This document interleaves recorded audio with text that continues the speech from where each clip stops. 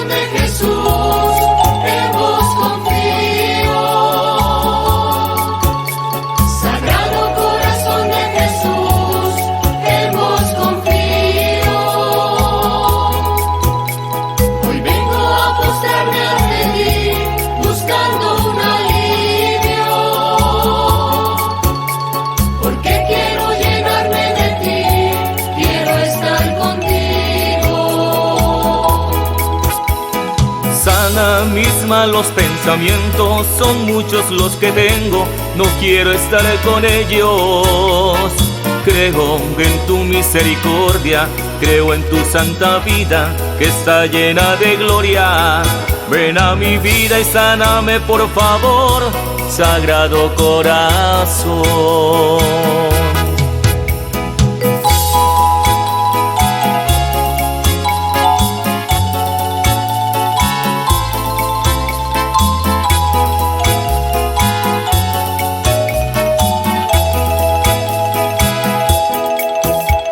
Sagrado corazón de Jesús, en vos confío. Sagrado corazón de Jesús, en vos confío. Hoy vengo a postrarme ante ti, buscando un alivio, porque quiero llenarme de ti, quiero estar contigo. Entra en nuestros corazones y llénalos de gracia como un jardín de flores. Eres nuestra esperanza viva, el justo entre los hombres, amor de los amores. Eres mi Dios, eres mi gran ilusión, Sagrado Corazón.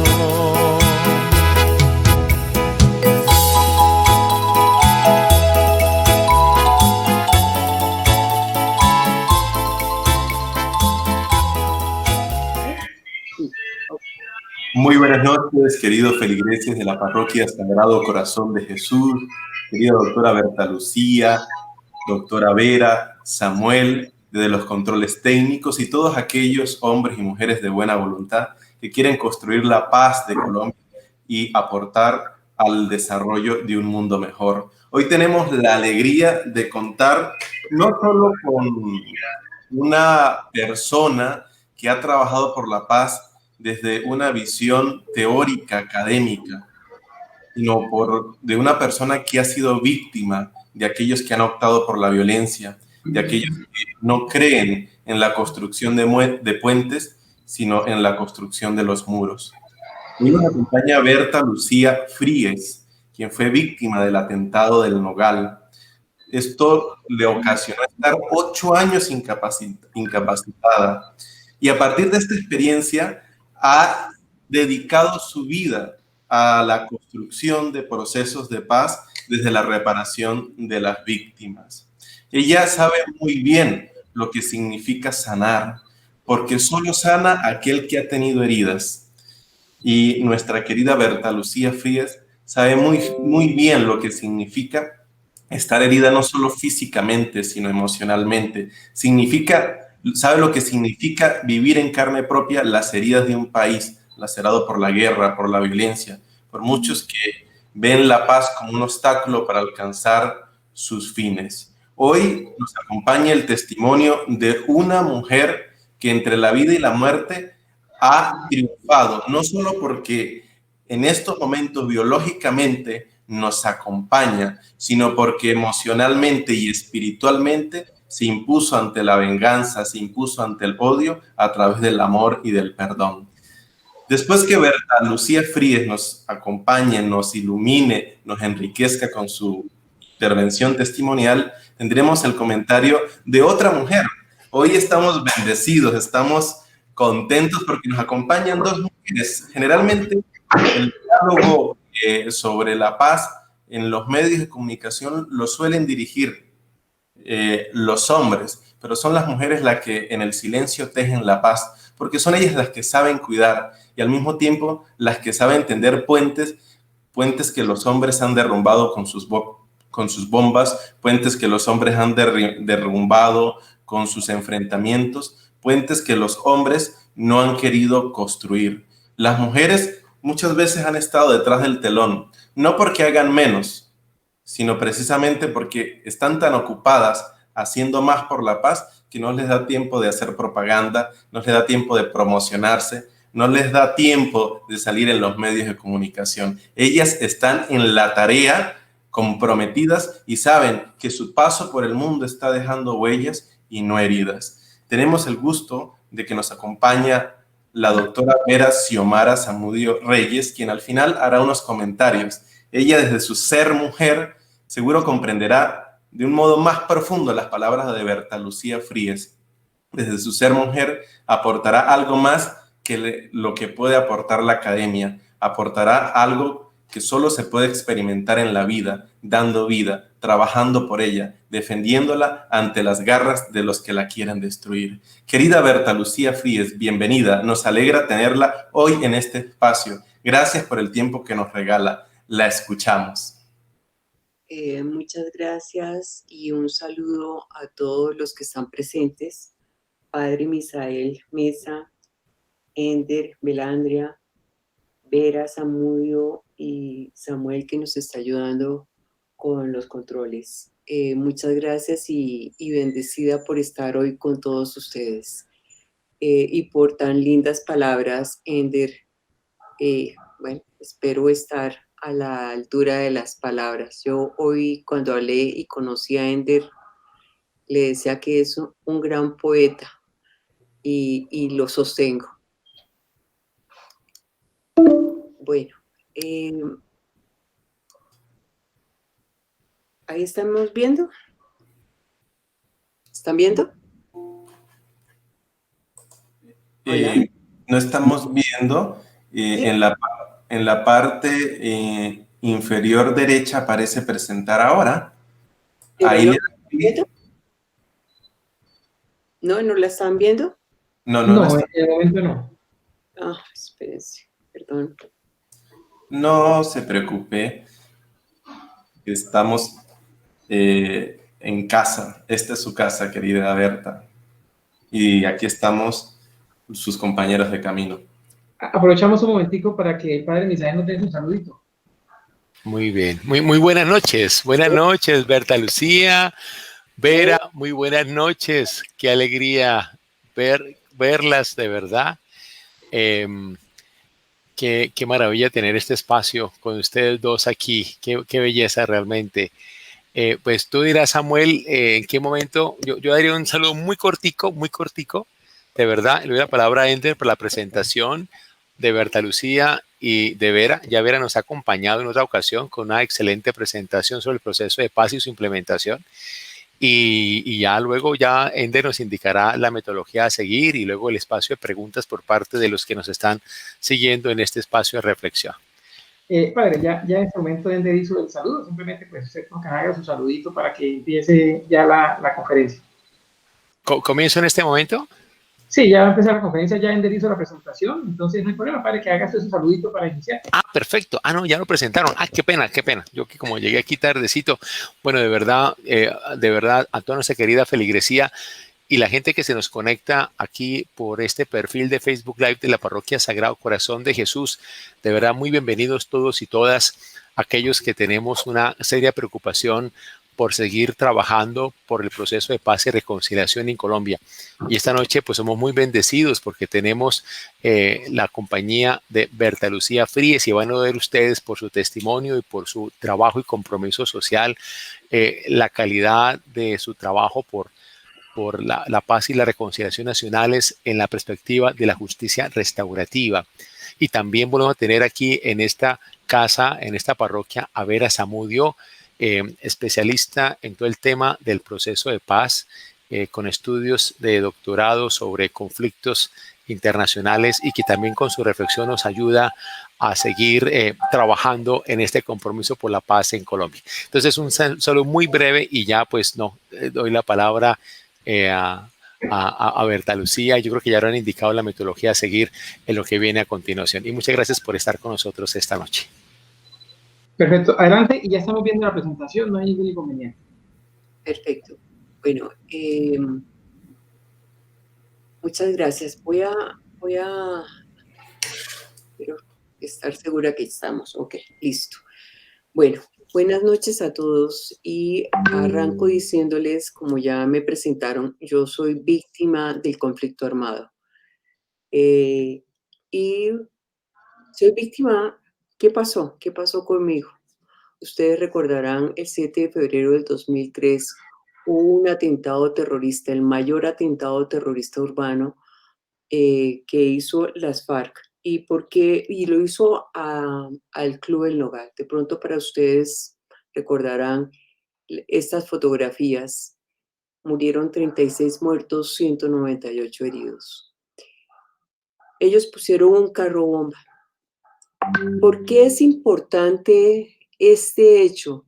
No porque sea el Club El Nogal, es porque es el mayor atentado que hizo las FARC, mayor atentado urbano que hizo al país, a la capital, y de alguna manera fue como poner en jaque el país.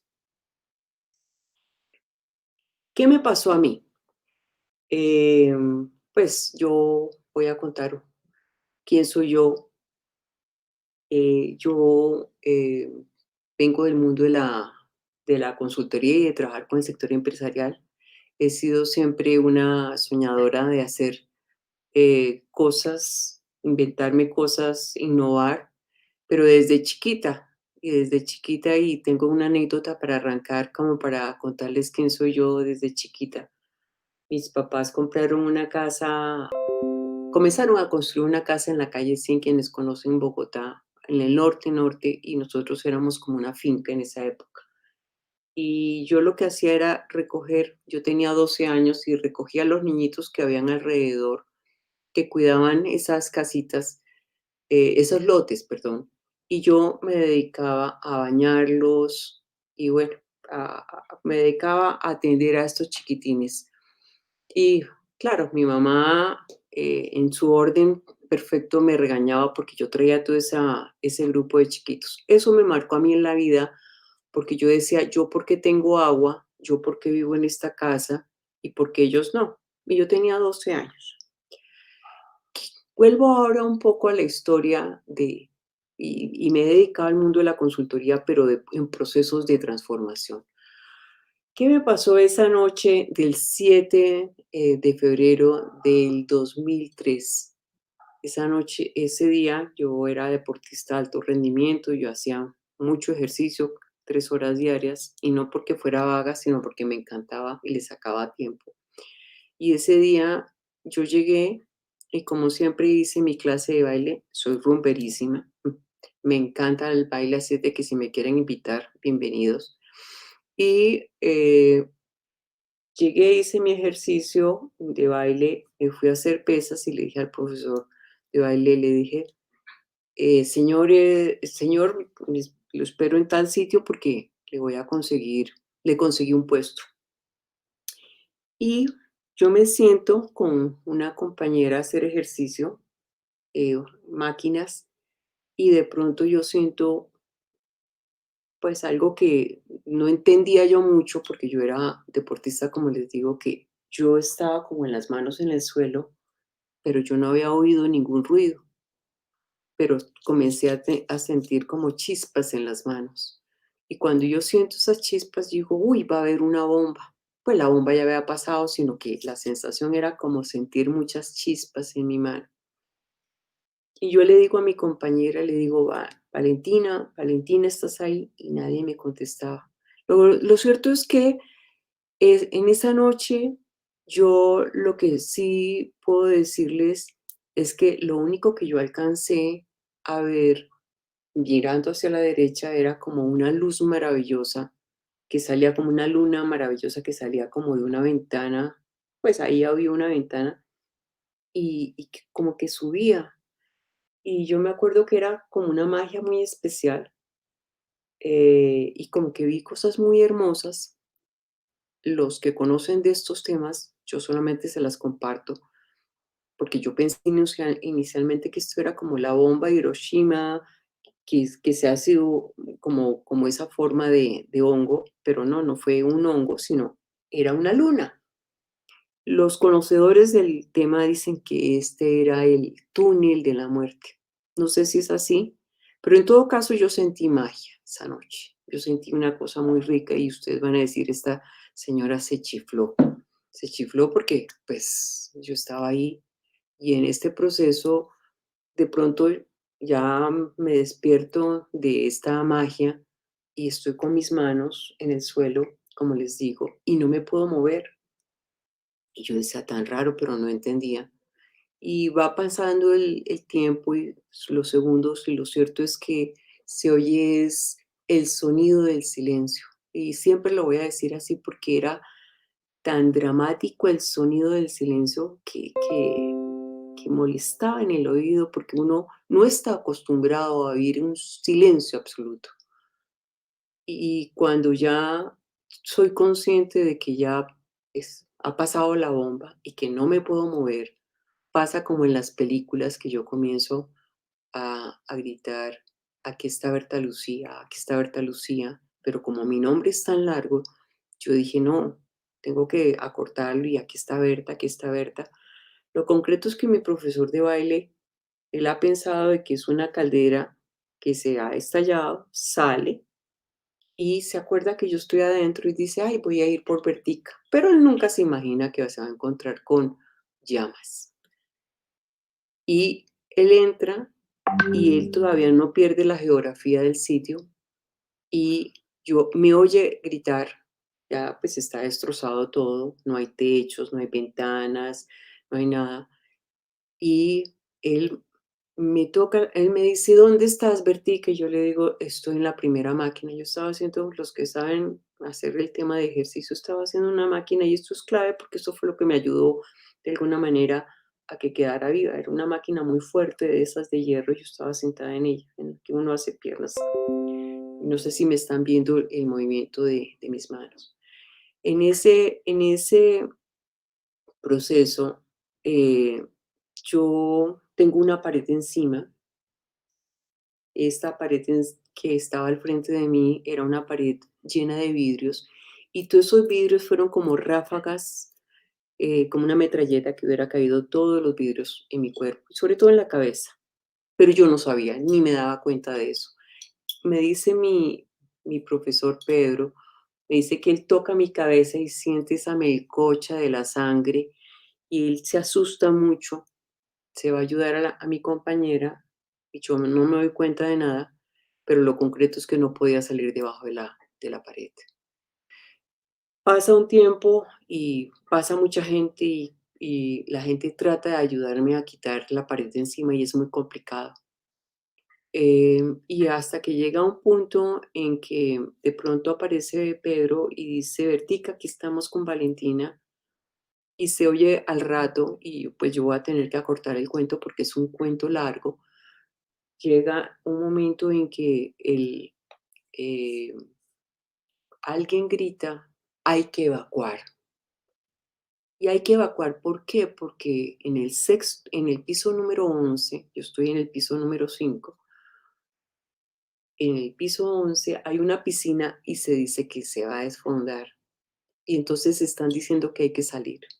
Y yo en esa angustia, yo lo único que pienso, y por eso la lámina que yo tengo aquí al frente, es que yo paso por varios infiernos, y así lo llamo yo.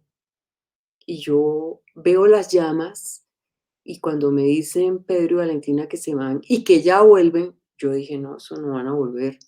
Les dije, yo ayudo, yo ayudo, yo ayudo, yo ayudo a salir de acá. Y comienzan a quitar y me quitan la primera parte de la pared de acá, de encima del hombro, del otro hombro, me rompen todo esto. Pues imagínense, es como coger una piedra pómez gigante, que se la quiten a uno así, se la quiten, pues eso se llevó la piel. eh, y en ese tejemaneje, finalmente yo logro que esta parte me la liberen y logro ponerme derecha. Pedro está muy asustado de que yo pues estoy con las piernas, con estas pedazos de pared encima, de que las tenga amputadas. Sin embargo, yo logro sacar una y entonces pero queda todavía una y yo comienzo a movilizarle, yo les digo, yo ayudo, yo ayudo. Es como esas magias que uno no sabe, esa es otra magia, yo digo que es otra, mi papá siempre dice que esto es un milagro. Yo logro sacar ese pie que era el que me quedaba definitivamente para poder salir. Eh, la verdad que uno sale y en esa geografía que ha cambiado, comienza uno a caminar como en círculos, no sabíamos para dónde íbamos, estábamos en un piso quinto, dijimos nos vamos a tirar por una ventana y comenzamos a hacer una fila india y en esa fila india yo comienzo a decir yo estoy muy mareada y yo agarrada de Pedro como una aldaba, no sé si ven mis gestos, y yo comienzo a tratar de mantenerme de pie, yo no sabía lo que me había pasado. Y comenzamos a caminar y finalmente logramos salir, pues en medio de las llamas, en medio de muchas cosas desagradables que tuvimos que ver. Y yo salgo, cuando salimos, los vecinos están pendientes y me dicen, venga y se acuesta. Y esa es una casualidad muy importante que yo digo, no, yo solamente quiero irme para una clínica. Y yo me agarraba el cuello y me duele mucho, me duele mucho, me duele mucho. Y muy mareada. Eh, y pido a uno de los vecinos que llamen a mi marido, a mi hijo, que por casualidad no habían ido esa noche al club. Estuve bendecida que ellos no fueron. Mi marido acababa de llegar de viaje. eh, Él estaba viviendo en Estados Unidos, en Boston. Él es profesor de allá, era profesor de allá en esa época, de Harvard. Y entonces yo salgo y lo primero que pido es hablar con mi marido, no puedo conectarme y después pido que me suban a la primera ambulancia que llegó. Esa es otra parte de la magia, son puras casualidades. Yo me subo en esa ambulancia, nos subimos 5, es la primera ambulancia que sale del club y me llevan a la clínica del country. Y yo cuando yo llego, yo comienzo a hacer, pues yo no tenía sangre en ningún lado, solamente una cosita muy pequeña en una rodilla. Y yo me había acordado mucho que habíamos puesto una cámara oculta pues en el trabajo que habíamos hecho alguna vez de consultoría, de que eh, en estos escenarios las clínicas son ineficientes y yo me acordé y dije, no, yo tengo pues no tenía sangre en ningún lado. Yo comencé a decir, búsquenme a un ortopedista, un ortopedista, y comencé a ser muy cansona, absolutamente cansona. Llegó el ortopedista y le conté lo de las manos, de esta situación que yo les comentaba, de estos rayos que tenía en las manos.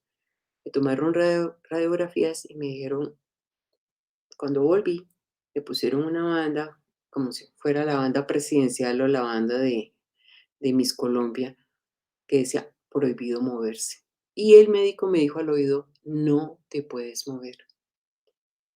Y me dice, vamos a cirugía. Yo entro a una cirugía porque se me ha roto la columna a este nivel y mi columna hizo esta operación. Se me rompe vértebra 3, 4, 5, 6. Y pues la verdad que yo aprendo luego que estas son las vértebras que dan movimiento. A mí, cuando entro a la cirugía, el médico me dice, el cirujano, dos maravillosos que también fue una suerte maravillosa, me dijo, tienes comprometidos miembros superiores e inferiores. Yo no tenía que ser muy brillante para saber la gravedad, pero yo tengo que contar la historia que fue así, porque es que llegó el anestesiólogo y después llegó la enfermera y después entonces todo el mundo me presentaban a todo el mundo y entonces yo decía que yo me sentía como en un cóctel, eso era como, yo decía, bueno, esto tan. Y después ya me desconecté y lo que aprendo luego es que mi diagnóstico es cuadriplegia, o sea, yo no iba a moverme más. Y es ahí donde entra como, digamos, yo no entiendo todavía la película muy bien porque no me la dicen en ese mismo día, pero cuando yo abro los ojos, tengo que decir que es una magia porque yo digo, uy, estoy viva. Y como que uno aprecia la vida, inmediatamente me acordé de mi mamá, de mi papá, de mis hermanos, de mi marido, de mi hijo. Y es como una dicha muy grande tener esa posibilidad. Entonces yo paso de esa alegría de haberme pasado por ese túnel que me estaba llevando, el túnel de la muerte que dicen, me devuelve una prima muy simpática mía, costeña, yo soy hija de costeños, dice, prima, no había cupo en el cielo, te devolvieron. Entonces, bueno, ya yo me encuentro con mi familia, fue muy lindo y además después fue muy lindo cuando la estancia en la clínica fue muy bonito a pesar de que yo no me podía mover y yo no sabía la gravedad de lo que yo tenía, porque a mí me visitaba todo el mundo y eso era como entrar con fichas. Ustedes saben que uno dejan entrar 3 personas a la habitación y hacían cola. Entonces me visitó todo el mundo, mis compañeras de colegio, de la universidad. No, eso se acortó todo el mundo de mí. Ya cuando salgo a mi casa y me doy cuenta lo incapacitada y lo inválida que estaba, es que entro al infierno número 1. Y yo digo, ¿y qué pasó acá? No me podía mover, yo solamente movía 3 dedos, estos 3. Y mi marido me tenía que bañar, me tenía que acostar, me tenían que poner, bueno, todo lo que ustedes se puedan imaginar cuando uno queda inmóvil, pero además yo había sido una deportista de alto rendimiento, no podía levantar la cabeza, la mano hacia la cabeza, no podía rascarme, no podía hacer nada. Lo mínimo básico no lo podía hacer. Y después me doy cuenta, yo trabajaba como consultora de empresas y llaman a la oficina cuando se enteran lo que pasa, y eso es para irles mostrando cómo es el ser humano, a decir, ay, ¿cómo está la doctora? Pero después, al rato, no solamente era cómo está la doctora, sino como sabían que yo había quedado muy mal, era cómo, a ver, cómo cancelábamos ese contrato porque la doctora no lo iba a atender. Y esto comenzó entonces a generarme a mí todo un tema de infierno porque era un tema económico mezclado con una incapacidad, mezclado con una situación muy complicada. Y pasa, para ir acortando, ese es como mi segundo infierno. Mi hijo se gradúa de mejor bachiller, y resulta que no puede entrar a estudiar porque no podemos pagarle la universidad.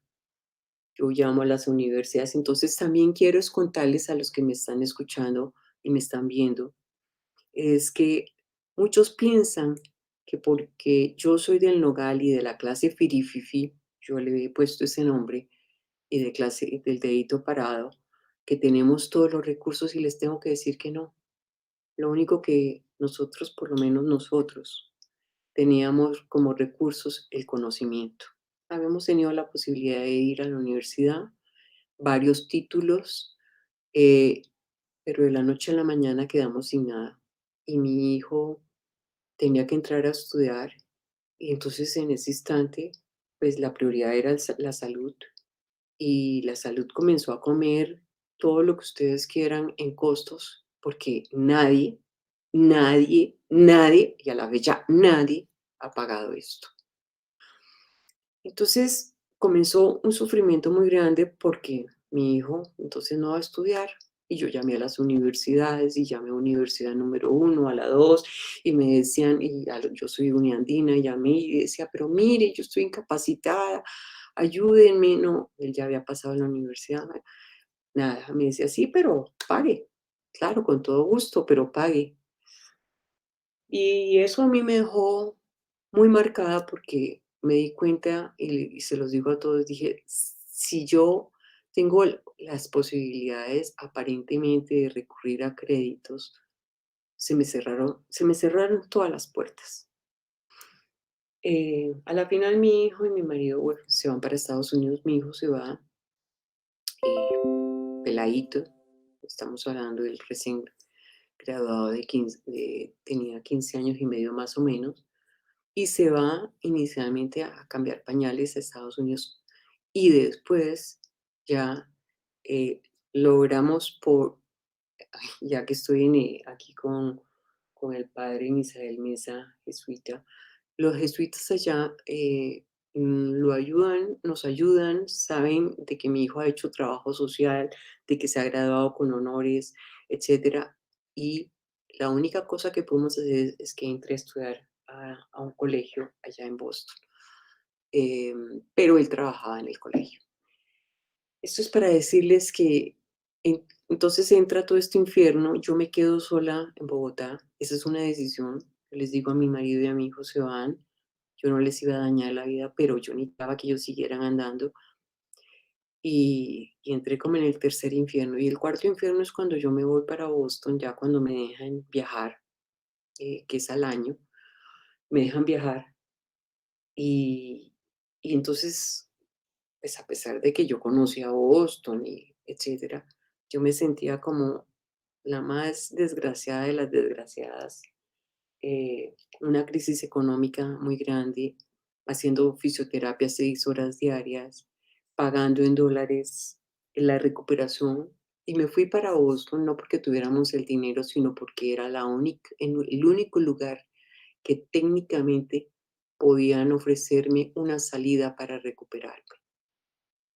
Fue muy grave lo que pasó, a mí me pusieron una parte de costilla acá, entonces me sacaron de acá y me pusieron acá, tuve un problema de rodilla, etc. Entonces ya me voy a Boston y yo arranco este otro proceso y más adelante entro en un tema de estrés postraumático que yo pues no lo entiendo o no lo sabía y dejo de dormir por horas. Dormía solamente 2 horas, bajé 15 kilos y aprendo, porque finalmente menos mal que estoy en la meca del conocimiento y aprendo que yo estoy uno de los niveles más altos del estrés postraumático. Finalmente Estados Unidos es experta en manejo de pacientes de guerra y doy gracias de que finalmente se detonan las alarmas y comienzan ellos a atender. Ahí diría que esos son los infiernos por los que paso. Después yo llego a Colombia en el 2012 aproximadamente y yo comienzo a ser muy curiosa de qué fue lo que nos pasó. ¿Por qué nos pasó? ¿Por qué nos hicieron lo que nos hicieron? ¿A quién estaba dirigida esa bomba?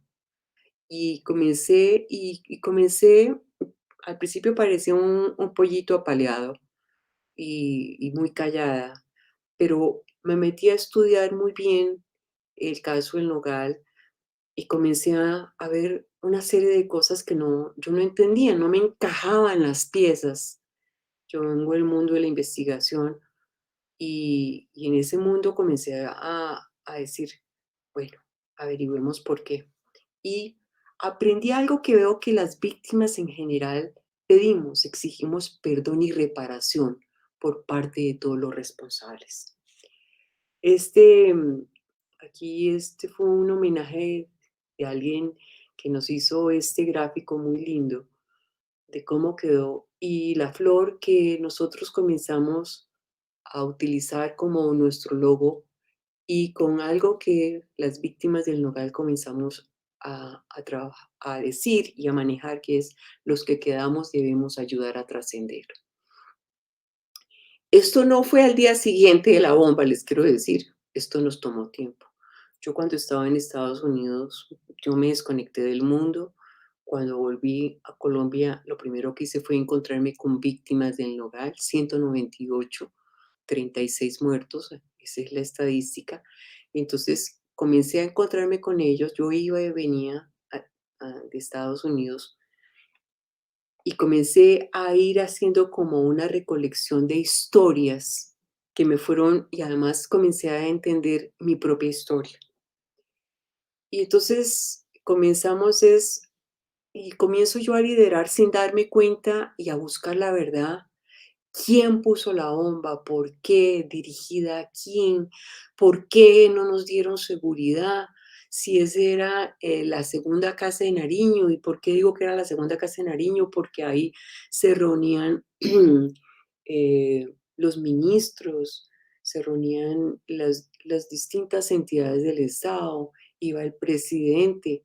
¿Y por qué no le dieron la misma seguridad que a la casa de Nariño? Y entonces en esas preguntas de curiosa, pues me voy topando con una serie de incidentes de que el Estado es responsable. ¿Por qué? Porque supo y tuvo información de que iban a colocar la bomba. No hizo nada. Después aprendo de que como hipótesis de trabajo, las AUC están vinculadas, las FARC, aunque las FARC lo negaban para esa época, y otros. Entonces, uno comienza a buscar responsables. Yo entré en esa fase de buscar responsables, pero no les he dicho algo muy importante. Durante 8 años y medio de mi incapacidad, odié las FARC, porque yo decía, ¿y yo por qué solamente tengo 3 dedos que me funcionan? ¿Por qué no puedo caminar? ¿Por qué no puedo moverme? ¿Por qué mi hijo tiene que estar pasando por estas? Nosotros no éramos millonarios, pero éramos como profesionales, teníamos un buen vivir. Y de la noche a la mañana se nos acabó el tema. Después, eh, entonces, van apareciendo elementos que son importantes, que quiero ir trayendo en este proceso de curiosidad, el tema de que me van apareciendo y que yo no entiendo, y se va hablando después, entiendo de que el proceso de paz ha llegado y se comienza a hablar de justicia restaurativa y se comienza a hablar de justicia, la justicia ordinaria. Y solamente como para que ustedes tengan un cuadro general, comenzamos a tener, pues la parte de la justicia restaurativa es que las FARC se responsabiliza en el 2017 y nos dice a nosotros que ellos son, nos dice a las víctimas. Yo después voy a desarrollar esto. La Comisión de la Verdad es parte de la justicia restaurativa. La JEP es parte del acuerdo de paz y le entregamos pruebas. Y como elementos adicionales de la justicia ordinaria, pues vemos que el Consejo de Estado responsabilizó al Estado en el 2018 y ahora muy reciente la Corte Constitucional dijo que rectificara. Ese es como el gran cuadro donde nos vamos a encontrar. Listo, y como víctima, entonces, ¿qué va pasando? Ya, yo cuando llego a Colombia y ya comienzo a escuchar estas víctimas, yo digo, yo no me voy a quedar con la historia de las víctimas y me voy a quedar con otras historias. Yo tenía una posibilidad, ser una víctima con esta carita o una víctima con esta carita. Una carita triste, una carita feliz. Y es cuando de 2003 a 2009, que yo les cuento que yo odié a las FARC y donde pudiera, yo decía, yo soy politóloga y administradora, yo estaba siempre opuesta a todos los actos de guerra que hacía y actos de violencia de las FARC. Y las movilizaciones que se dieron en el 2008 a nivel nacional contra las FARC, yo las viví en Estados Unidos y como pude, estuve ahí presente. Y después tuve la posibilidad de hacer un switch a partir del 2010. Entonces lo pongo como opciones. Y aquí entran una serie de palabras que comienzan a resonarme a mí, que es el tema de víctimas que ustedes vamos a ir desarrollando ahora. Víctimas, perdón, reconciliación, verdad, valores, líder social, justicia restaurativa. Y entonces yo digo, sí, voy a escuchar a las víctimas, pero también yo quiero escuchar a los grupos armados, a los reinsertados. Y esto es en el 2012. Yo todavía no sabía que estábamos en proceso de paz. Y me dedico a escuchar a helenos, a paras y a FARC. Em, y me fui a escuchar y comencé a hacer unos cuadros que me mostraban lo que yo fui encontrando, pero la pregunta que yo siempre le hacía a los victimarios, ¿qué le diría a una víctima? Me decían, pediría perdón. Pero a ninguno le destapé que yo era víctima. Nunca. Yo les dije es que estoy en un proceso de entender por qué ustedes se metieron en la guerra. Y entonces, cuando me dijeron esto de que nosotros le pediríamos perdón, pero también queremos que nos escuchen. Y cuando yo los escucho y comienzan a contar sus historias, me encuentro con una Colombia que de alguna manera la conocía, pero se me fue agrandando la película de una manera tan grande que es, yo estoy en la mitad de la selva, no tenía nada más que hacer y la única opción para poder liberar a mi mamá del plato de comida era meterme con alguno de los grupos armados. Y si era posible traer a un hermano, a una hermana, porque era la manera de tener un plato de comida. Otros por ideología, otros porque definitivamente, el caso de las mujeres, porque había violencia intrafamiliar o violaciones, y entonces decían no más y se escapaban de sus casas. Entonces yo fui haciendo un cuadro y dije, ustedes también son víctimas. Y es ahí donde yo arranco este tema de reconciliación. Yo le digo a mi mamá odia las FARC terriblemente en este instante, en este momento, y yo le digo, viejita, mira con lo que me encontré. Y ella me dice, sí son víctimas. Y yo dije, ve, qué magia la de mi mamá. Mi mamá además sufre mucho con todo este tema mío porque además tiene un hermano, somos 4 hermanos, y en ese instante, éramos 4, en ese instante mi hermano estaba con cáncer. Entonces, 50% de sus hijos, 2 de sus hijos en un minuto se estaban muriendo en un momento dado, y pues mi mamá obviamente sufrió muchísimo, mis papás. Después llega el proceso de la paz y entonces es cuando yo digo, me involucro, pero me involucro y yo no me doy dando cuenta y voy defendiendo la paz y yo digo, yo no quiero que le pase nada, a nadie más lo que me pasó a mí, a nadie. Y pasa el proceso de, digamos, del plebiscito y cuando pasa el plebiscito y se pierde, yo no conocía las FARC, pero lo que sí era cierto es que me leí las 333 páginas o y pico de páginas del acuerdo de paz y comencé a soportarlo y a defenderlo en los medios de comunicación. Además, me volví mediática porque defendía los acuerdos por un lado, pero por otro lado estaba en el proceso de denunciar y de buscar la verdad de lo que había pasado en el Club del Nogal. Y cuando pasa esto, entonces a mí me invitan las FARC, estoy hablando del 2017, me invitan a que vaya a La Habana, las FARC, para que ayude a revisar el tema del acuerdo de paz. Y yo dije, ¿yo por qué? ¿Y ustedes me están invitando a cuenta de qué? Y me dicen, pues porque usted defiende el acuerdo. Y yo les dije, yo voy con una condición. Ustedes a mí me dicen la verdad de por qué pusieron la bomba, eh, piden perdón a las víctimas y trabajamos algo que para ese instante yo comencé a llamar o comenzamos a llamar aquí en la oficina nuestra algo que se llamó reconciliación con valores. Eso quedó en una carta escrita y se la entregué a Timo con copia a Iván Márquez, con copia a Lape, bueno. Entonces me dijeron, listo, venga a La Habana y nos comprometemos a eso. Yo, eso fue un día domingo, un día viernes que me invitaron, el día domingo ya estaba en La Habana, no tenía ni dónde llegar, dije, así llegué a dormir a la playa. Yo soy siempre un poquito arriesgada y así me fui.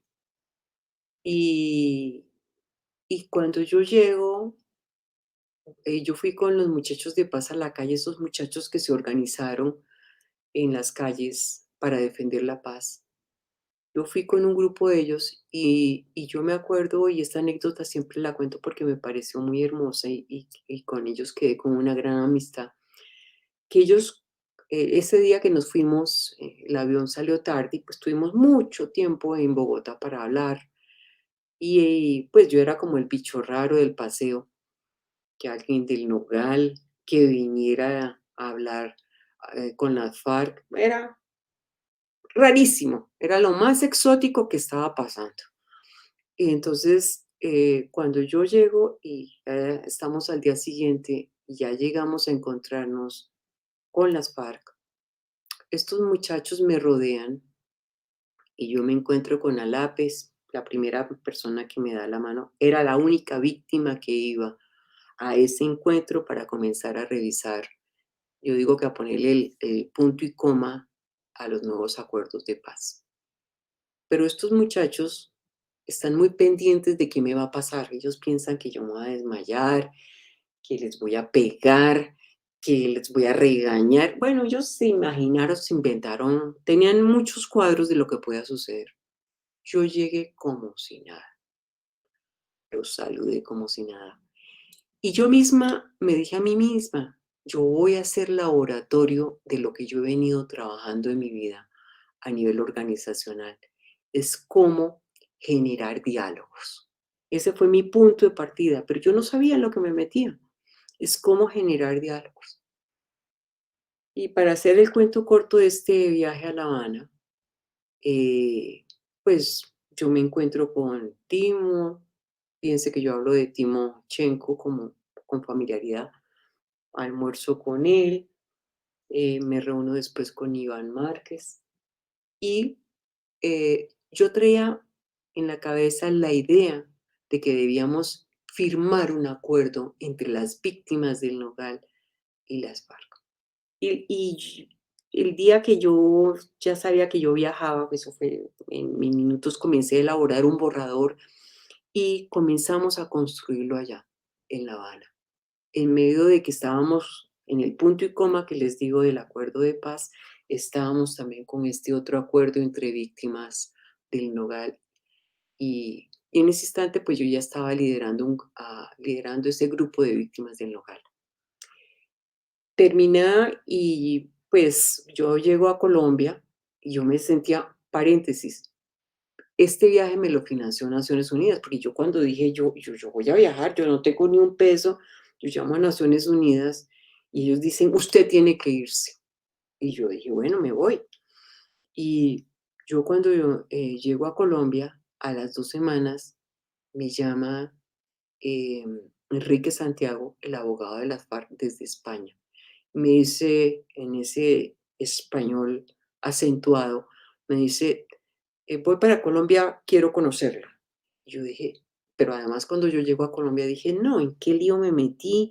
Estuve en la FARC, yo llegué acá, ahora estoy reuniéndome con la FARC. No, yo me sentía como muy rara.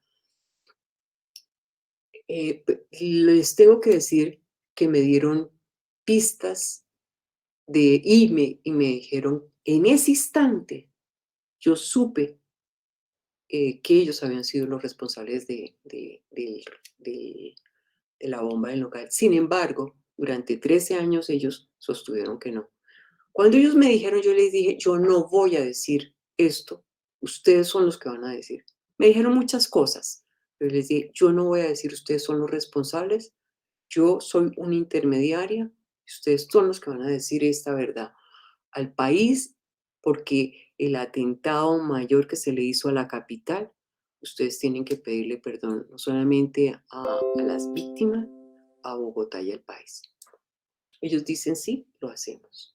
Yo me vengo a Bogotá, como les cuento, Enrique Santiago, revisamos el acuerdo entre las partes, finalmente Enrique lo apoya y después termino con Carlos Lozada, que a él lo delega la FARC para que sea el que sigue el proceso de diálogo con nosotros.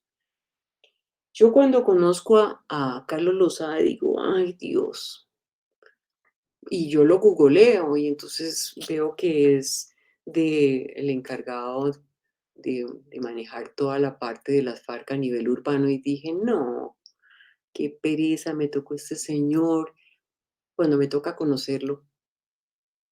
Pero digo, bueno, ya estoy metida en esto, ya voy a sacar adelante la posibilidad que nos digan la verdad. Y me siento varios días, porque para mí es muy importante conocer antes, eso lo aprendí mucho en Boston de orientales, hay que conocer primero a la gente, el corazón de la gente. Y yo cuando conozco a Carlos le dije, mira, Carlos, yo no me voy a sentar a hablar nada contigo hasta que no sepa con quién estoy hablando. Y me dijo, listo. Ah, pero hay una anécdota muy bonita que yo cuento acá, es que me fijaban día y hora para encontrarme con Carlos en Bogotá y me recogían en un carro eh, blindado y Bogotá es gigante y yo me metía ahí y yo no sabía dónde me llevaban arriesgada. Y yo decía, y fui 2, 3 veces a X sitio que me llevaban y resulta que Carlos no llegaba.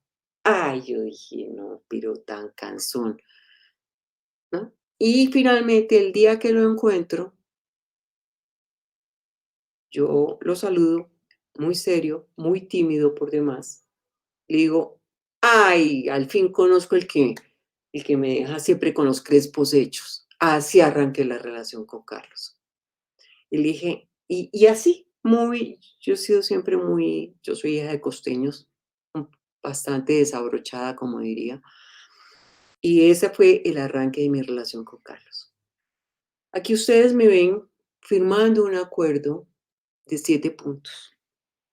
Y básicamente era cómo iban a decir verdades tempranas, cómo iban a decirnos, a reunirse y pedir perdón, eh, cómo iban en la JEP iban a aportar toda la verdad. Básicamente, eso como en 3 líneas rápidamente. Y que íbamos a buscar que el Papa estuviera en el primer encuentro. Listo. Lo firmamos, suscribimos esto, me cayó todo el mundo. Había gente que apoyaba y había gente que no, y ese es el mundo de los polarizados. Y ahí entré en un mundo en que nunca me había metido. Es, ¿cómo así que hemos firmado la paz? Y ahora a mí me están matoneando porque estamos firmando, tratando de conocer la verdad y tratando de hacer estos encuentros que llamamos verdad, perdón y reconciliación. Llevamos a Carlos a este encuentro vinieron un grupo grande de las FARC y un grupo grande de víctimas trajimos, las preparé. Yo vengo del mundo de estar preparando siempre grupos y haciendo encuentros transformadores.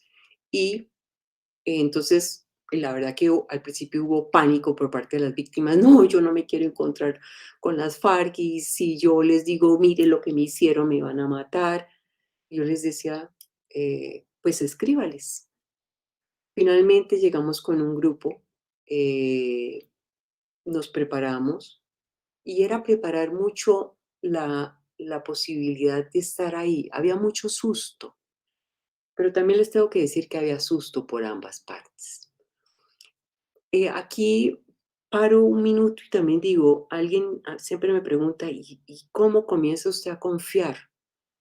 Y yo tengo que decir que Carlos Lozada, yo le dije el, el día, el día 28 de marzo, el 4 de abril, creo que es el 4 de abril, vamos a hacer el primer encuentro de víctimas. Y él me dijo, por esos días van a ser mi hija, pero para mí es prioridad esto.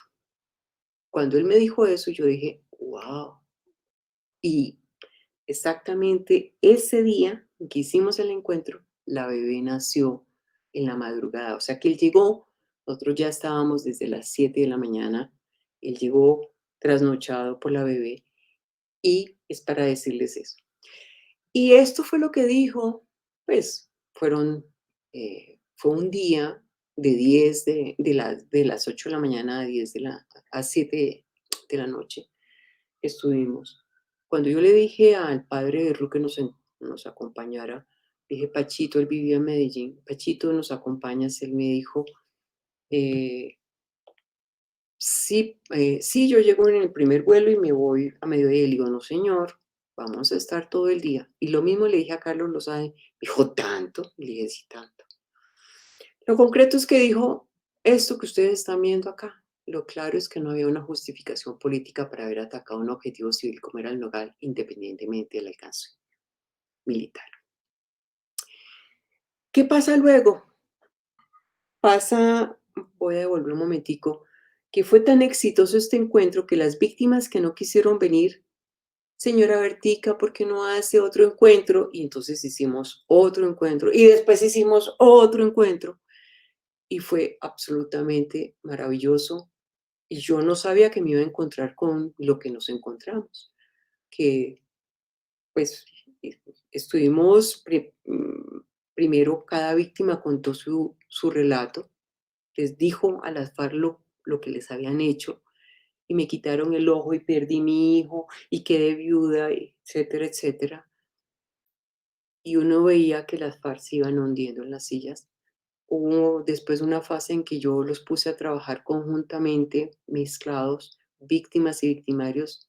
Las víctimas me miraban a mí como diciendo, se chifló esta señora, nos pone a trabajar con ellos.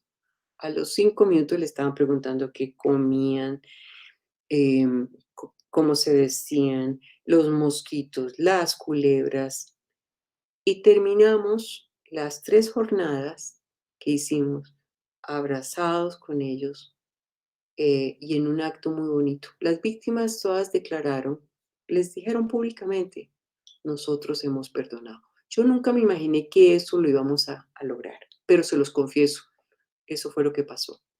Después yo decido que me quiero ir a las zonas veredales, se llamaban en esa época, y le digo a Carlos, Carlos, yo quiero que me dejes ir y que me lleves, y arranco y me voy a una zona veredal. Y ahí entiendo, comienzo a buscar, entender esas historias y causas del conflicto armado, y esto es parte de la justicia restaurativa. Aquí ustedes ven, esta era mi casa.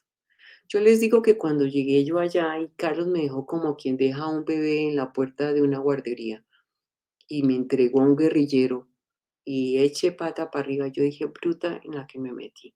Yo, ¿quién me manda a mí? Voy a ser Ingrid Betancourt 2, uy, qué locura, en fin. Y esto era montaña arriba. Al día siguiente yo arranco, porque pues la idea era que yo iba a trabajar con toda como llaman ellos, la guerrillerada. Y comienzo a trabajar con ellos. Ahí estoy muy elegante y ahí en ese instante a mí me están diciendo, camarada, ellos no saben quién soy yo todavía. Y eh, comenzamos, es más, yo llevo tal cual los materiales como yo los entrego a una junta directiva yo dije, aquí es tal cual. Yo dije, vamos a manejar las cosas tal cual. Les voy a decir que esa primera noche dormí con un ojo abierto y otro cerrado. No dormí. No había puertas. Yo decía, Dios mío.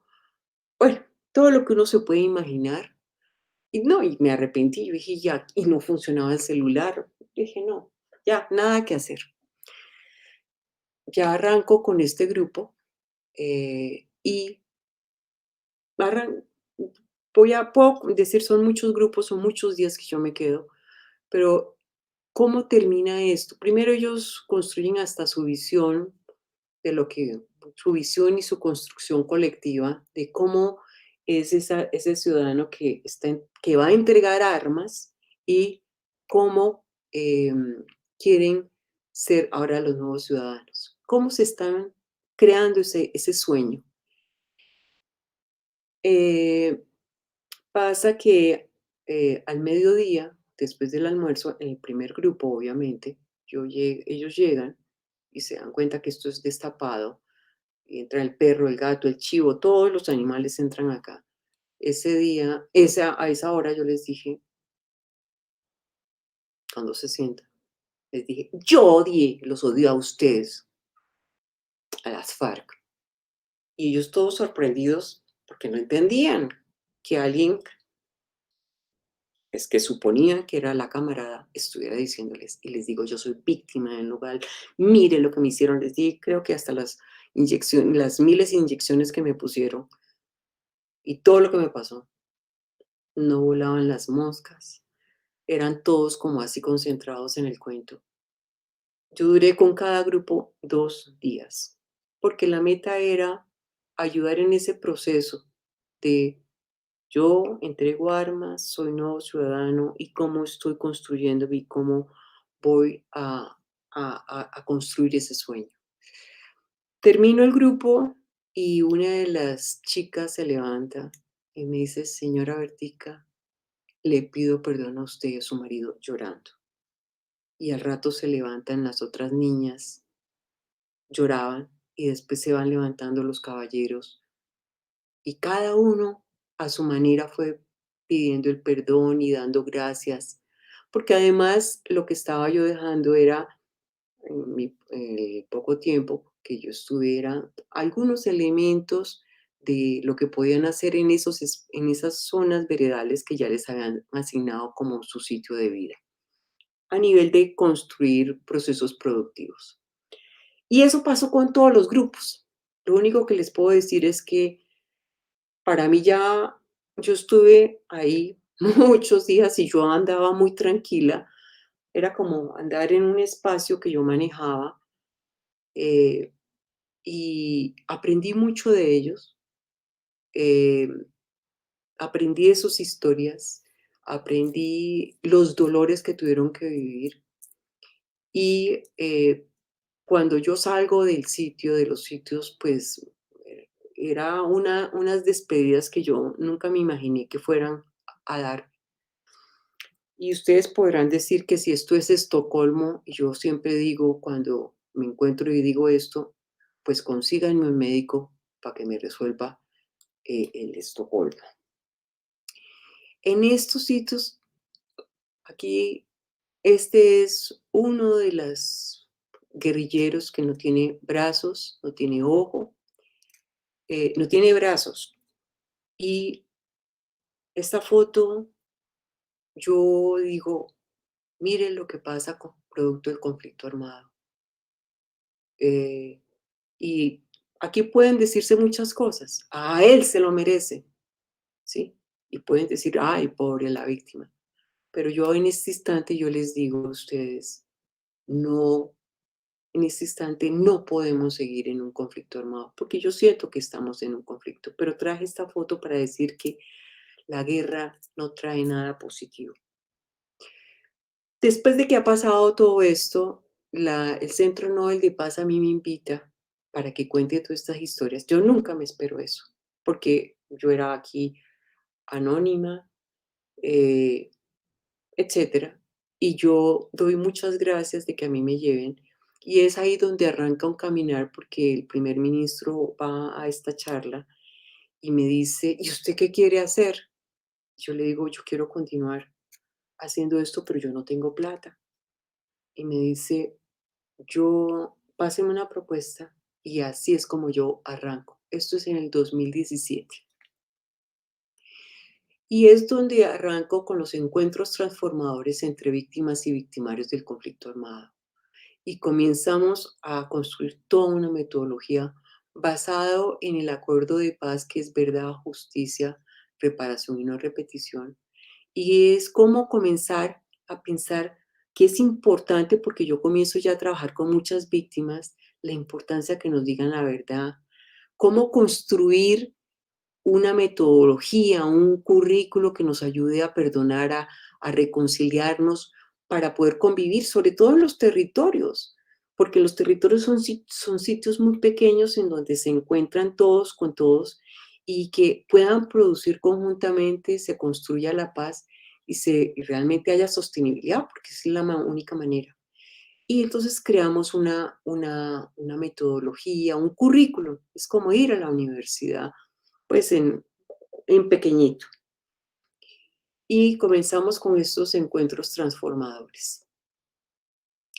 Y aquí podría decirse que aquí siguen estos encuentros. Carlos Lozada, el congresista, y que fue mi punto de encuentro para comenzar a hacer estos encuentros con las víctimas del Nogal. En uno de ese fue hace 2 años, en este encuentro, que vamos a cumplir 15 años del atentado del Nogal, yo le digo, bueno, Carlos, yo como las mujeres, a los 15 años, a uno le celebran. ¿Cómo le van a celebrar? Me dijo, reúna a sus víctimas y nos contaron una segunda verdad. La segunda verdad, con una carta que nos las entregaron, y esa yo se la entregué a la JEP, es que las AUC estaban en el Nogal y que fue una de las razones para que hubieran atentado contra el club y también porque se estaban dando las reuniones entre las AUC y sectores del Estado. Entonces, este fue un momento absolutamente importante en la historia, por lo menos nuestra, de la verdad. Eso lo tendrá que verificar la JEP.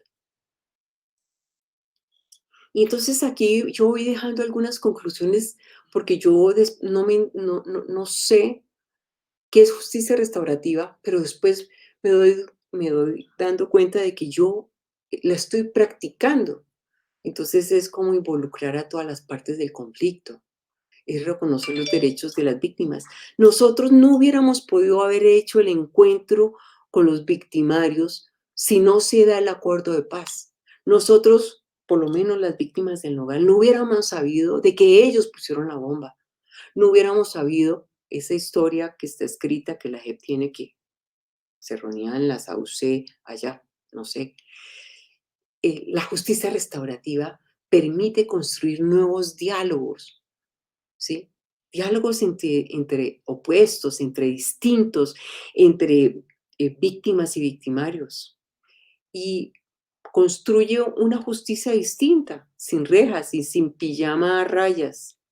Es reparador y hay verdad. Aquí quiero decir que aquí se habla mucho del tema de la impunidad y les voy a decir que ahora estoy metida trabajando en recoger las sanciones que las víctimas vamos a construir para entregárselas a la JEP para que esas sean parte de las que se apliquen, pero que sean construidas por nosotros. Entonces, en esos encuentros entre víctimas y victimarios hacemos esos diálogos y un programa formativo. Y estos son todos los que a la fecha hemos venido haciendo.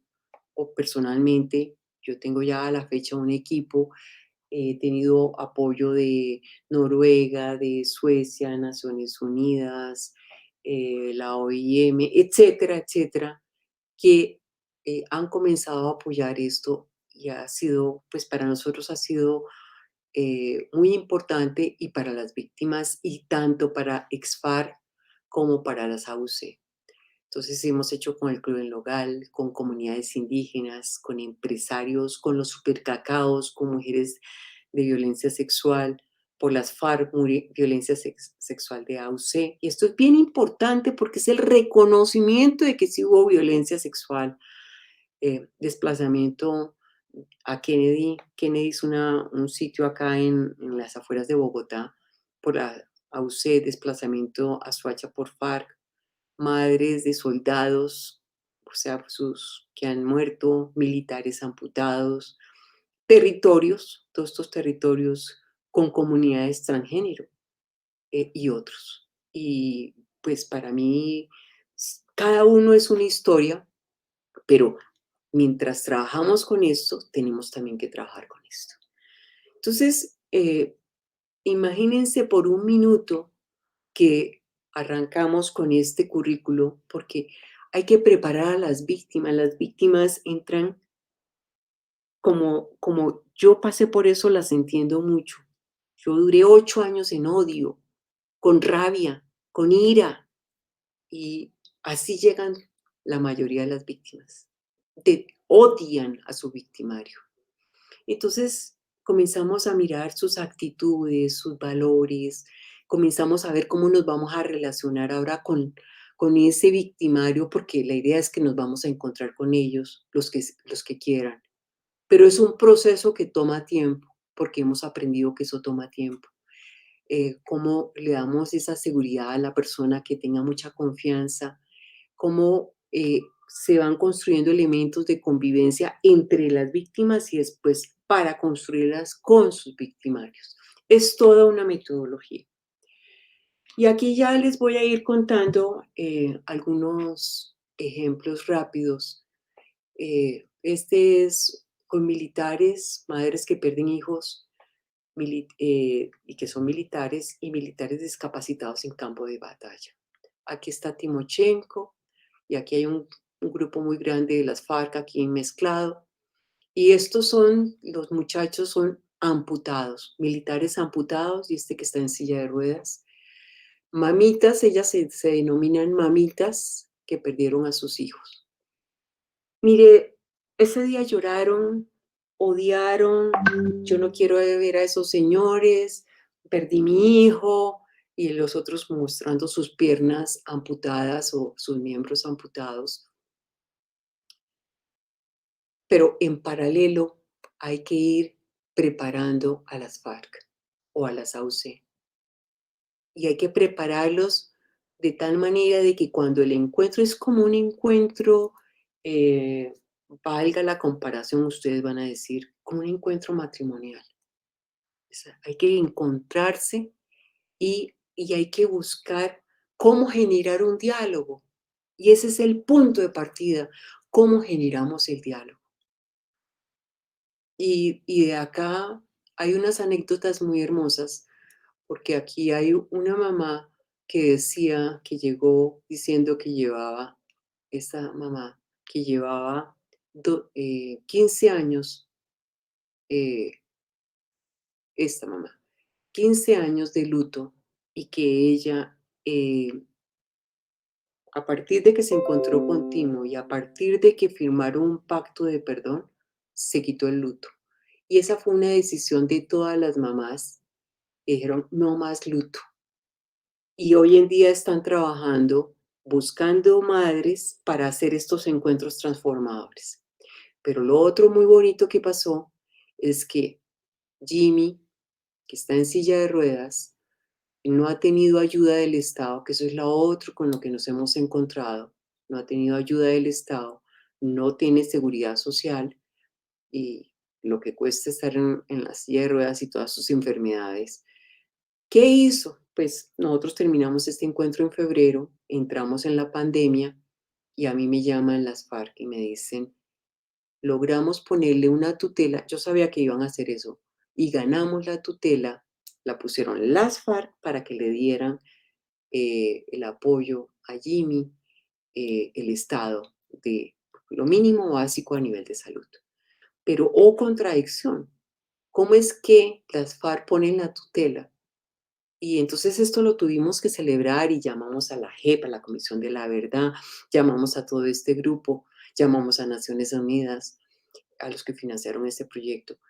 Y hicimos casi que era una fiesta virtual porque era a la mamá de Jimmy, a la familia de Jimmy, porque era algo que era de una especialidad muy grande. Mutatá. Aquí tenemos víctimas, tenemos ex-FARC, tenemos ex-AUC, Clan de los Pitufos y Alcaldía. Aquí pasa algo yo puedo contar muchas cosas, pero es como una selección rápida de un territorio.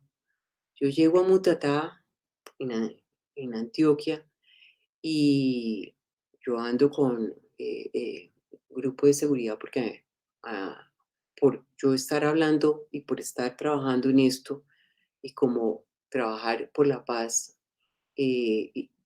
implica señalamientos, pues tengo mi equipo de seguridad. Me dicen, doctora, todo este grupo está armado. Yo sabía que estaban aquí los de las FARC, ellos me pidieron permiso de estar armados, pero yo no sabía del resto. Para hacer el cuento, la historia muy chiquita es que el proceso arranca ellos no se conocen a pesar de que Mutatá es pequeño. Hay algo clave que hay que contar. En estos pueblos, como han sufrido tanto, no cuentan sus historias. Llegó Doña María, pero no se sabe la historia de quién viene y de dónde viene. Aquí pasa lo mismo. Estamos en este proceso y un secreto clave, es como los que les gusta cocinar. ¿Cuál es el secreto que ponemos en cada encuentro? Es que haya mucha confianza, que se sientan tranquilos.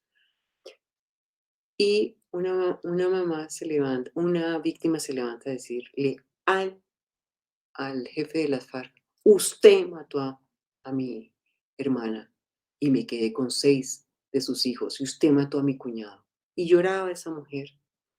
Y después se levanta eh, alguien que está con muletas y dice, yo soy Exaucé. Y comienza a contar sus historias y después se levanta el del clan de los pitufos a contar sus historias y todos éramos como en un juego de ping-pong, pero además todos armados, en una tranquilidad y todo el mundo era como esperando a ver quién era el próximo que hablaba y fue todo el mundo contando sus propias historias. Terminamos en un gran abrazo colectivo y es para decir cuál es el resultado de esto, de esta reconciliación, de este perdón, de que se contaron verdades. Esto termina en que en ese momento las FARC tenían su espacio territorial en Mutatá que nadie los visitaba. Llevaban un año en donde nadie los visitaba. Tenemos que hacer una obra de teatro, yo ya me tengo que ir y les digo, bueno, ¿qué vamos a hacer? ¿Y cuándo se hace la obra de teatro y dónde?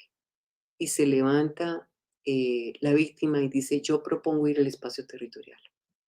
Y los de las FARC dicen, bienvenidos. Y AUC dicen, vamos. Y Clan de los Pitufos dicen, vamos. Y todo el mundo agarra a la semana siguiente para allá. Lo reciben los de las FARC con un gran sancocho, lo reciben con serenata. El indígena que está acá, una indígena agua, lleva un baile con indígenas, les llevan regalos a las mujeres. ¿Y qué ha pasado? Han construido vía terciaria, un incendio lo tuvieron que resolver y están trabajando conjuntamente. Eso es el país que estamos construyendo. Este año, yo fui a entregar el segundo informe a la JEP y pues yo como víctima he podido ir solita. Yo lo que hice es que yo le digo a la FARC, yo quiero que ustedes me acompañen. Y llamo a los de la AUC, les digo, yo quiero que ustedes me acompañen. Y ambos se sorprenden, ambos grupos, pero si eso es solamente de víctimas, le digo, no, es que yo quiero que ustedes se sienten, porque ustedes están involucrados y vamos. Pues nos sentamos, yo di mi informe, pero rompí el protocolo. Fue en ese instante que se me ocurrió, les dije, magistrados, por favor, permítanme, rompo el protocolo. Señores, se levantan, claro, yo era la única mujer, y les digo, Timo está detrás, no se alcanza a ver, porque él es el bajito que está aquí detrás. Les digo, señores, hagan un círculo, claro, ellos todos juiciosos me hacían caso, y les digo, nos vamos a dar un abrazo. ¿Por qué? Porque si bien es cierto de que esto pasó en el Nogal y que muy posiblemente están vinculados estos grupos, yo no sé, eso lo sabrá la JEP, pues es momento de que nos vayamos dando el abrazo de reconciliación y cambiemos este país. Nosotros no podemos seguir peleando, ¿sí? Yo ya les digo, yo sufrí, mi familia sufrió, 36 muertos, 198 heridos, y entre más camino, sigo pensando que este es el camino. Y ya voy terminando para no cansarlos. Este es con Suacha, en donde son desplazados porque están temerosos de reclutamiento, llegan a Suacha. Y así como yo me reúno primero con las víctimas, me reúno después con las FARC. Yo le digo, Timo, aquí tenemos un grupo que vienen desplazados por la idea de reclutamiento por parte de las FARC.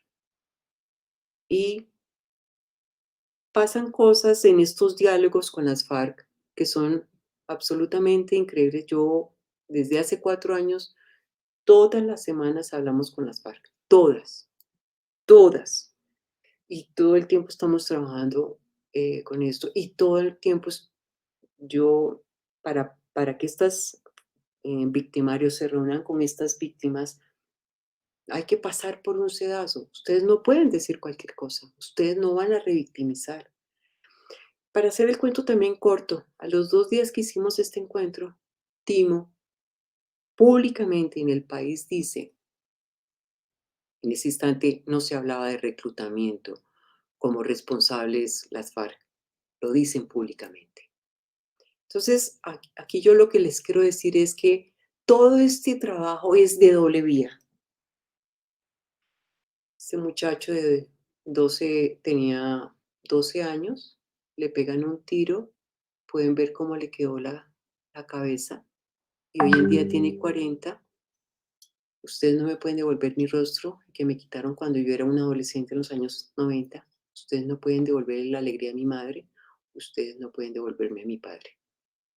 Hicimos el mismo ejercicio con la FARC. Timo, tenemos este caso. Hoy en día, ¿qué está pasando? Esto fue hace mes y medio. Hoy en día, esta persona que odiaba a la FARC está reuniéndose con la FARC para que le cuenten el por qué le pegaron la bala. Ya se están averiguando. Y como este caso tenemos varios en donde se están haciendo esos encuentros directos. Al principio yo era el puente, pues porque las víctimas tenían sus temores y después no, ya se dan los teléfonos, ya van y toman café juntos, ya están tranquilos y están resolviendo lo que ellos están buscando resolver. A usted, hoy con el corazón y con el alma en la mano me presento ante ustedes con la necesidad de pedirles perdón a todas las víctimas de la UC. Me siento responsable por haber sido comandante, aunque no estuve en los sitios en que ustedes fueron desplazados. Fue escolta de Salvatore Mancuso. Y así como estos, este brincó, tenemos muchas historias que contar, pero todo esto lo trabajamos, el fundamento que estamos trabajando, y ya que estoy con la parroquia, esto está sustentado en algo que llamamos un mapa de reconciliación con valores y reconciliación y valores con comportamientos asociados. Y de ahí generamos una serie de compromisos en cada encuentro entre víctimas y victimarios. ¿Por qué? Porque aquí tenemos una ruta de la reconciliación. No es que vamos a hacer un mapa que nos quede bonito con valores, no. Es porque hay que identificarlos, hay que medirlos, hay que crear un marco ético para la reconciliación y ahora hay que crear la cultura de la reconciliación. Y lo que hemos aprendido en estos procesos de verdad, perdón y reconciliación es que es un proceso, es como subir una montaña. Hay que darle las herramientas a la gente, hay que darle el kit, el agua, el morral, que se entrenen, que vayan y corran no sé cuántas millas para que puedan subir y puedan bajar la montaña, ¿sí? Y eso es para ambos, tanto para víctimas como para victimarios. Y las lecciones a la fecha aprendidas es que el acuerdo de paz no implica transformación del ser humano. Nos faltan por lo menos 2 generaciones de que tenemos que generar esa transformación. Y aquí el centro de lo que estamos trabajando es esas piezas rotas que ha quedado producto del conflicto armado, esas piezas, ese florero roto. Estamos tratando de pecarlo, de recomponerlo, pero con un trabajo conjunto. Y es como además la víctima ve con otros ojos, con ojos de humanidad a ese ser humano que le hizo daño. Es un proceso y hay que prepararlo. Y todos tienen temores. Las FARC también tienen temores de enfrentarse con las víctimas. Y yo siempre se los digo a las víctimas. Y además es encontrarse con el señalamiento y la no aceptación. Y hemos tenido una serie de reconocimientos muy importantes. Y en cada encuentro cada uno quiere tener soluciones. Y hemos tenido que manejar en la pandemia todas estas herramientas virtuales. Yo nunca me imaginé que iba a trabajar haciendo estos encuentros por WhatsApp. Nos ha tocado recrearlas con cosas muy lindas. Nosotros trabajamos mucho la educación de adultos y esto lo hemos aportado a la Comisión de la Verdad, eh, dejando una serie de cosas bien interesantes. Hay una serie de retos que hay que continuar y hay que comprender que esto es un proceso y todos hemos sido papás, mamás o tíos y todos sabemos que un niño no sale corriendo a los 6 meses. Entonces, hay niños que corren más rápido que otros. Hay niños que nunca van a correr o que nunca van a hablar. Es igual acá. Entonces, eso es lo que tenemos que entender. Y los que me están escuchando, que yo no los visualizo a ustedes, muchos seguramente tienen el dedo señalando el acuerdo de paz o señalando eh, cómo se hizo, cómo estamos hoy en día con la guerrilla. Y yo les digo, yo prefiero tener la guerrilla al frente de nosotros y no en el monte. Y mi gran conclusión para mí es que la verdad, perdón, reconciliación no debe politizarse. Las FARC, yo no voy a justificar nada y siempre digo esto, yo no acepto ningún tipo de violencia, no la acepto, no acepto lo que hicieron las FARC, pero lo que sí tengo que reconocer es el paso que dieron y ese proceso de transformación que están dando. Eh, el perdón que dieron a nosotros ya nos han dado perdones, pero la gente le cuesta mucho aceptar la verdad. Lo que pasó con Álvaro Gómez, las verdades que acaban de dar. Yo no voy a meterme en la cuestión histórica y que si tiene razón o quién no, pero es que no estamos acostumbrados a que nos digan la verdad. Y por eso tenemos que aprender que esto es un proceso y crear esa cultura de reconciliación basada en valores, porque ahí es donde eso nos va a ayudar a aceptar esas verdades que no son aceptadas o que estamos en una sociedad de tanta desconfianza que la verdad para nosotros eh, la cuestionamos. Y tenemos líderes inconsistentes de todos los colores, sabores, ideas. ¿Y qué podemos hacer? Y estas son preguntas para ustedes. ¿Cuál queremos que sea nuestro legado? Tenemos este país que estaba en guerra, firmamos un acuerdo y ahora nos estamos nuevamente matando. Líderes muertos y señores de las FARC muertos que llegaron ahora a Bogotá a denunciar sus muertos. Estamos tan polarizados, podemos quedarnos, seguir trabajando en el yo, me importa nada, sino yo y yo y yo. O lo que a veces hacemos es que solamente trabajamos en mi unidad familiar, un pedacito de trabajo, pero ¿cuántos pensamos en trabajar en todos? Y esa es como una escala de los niveles de conciencia. Entonces, dejo unas preguntas. ¿Qué tenemos que dejar de hacer como seres humanos? ¿Qué debemos conservar? ¿Qué tenemos que crear? ¿Qué tenemos que prevenir? Porque es que tenemos aquí este gráfico es un poco con las polarizaciones o las relaciones que yo tengo el de al frente, que tiene actitudes, creencias, valores, comportamientos distintos, pero cómo comenzamos a interactuar de una manera distinta para resolver esto y dejarle un legado distinto a nuestro país. Y con esto termino y les agradezco mucho la atención. Muchas gracias.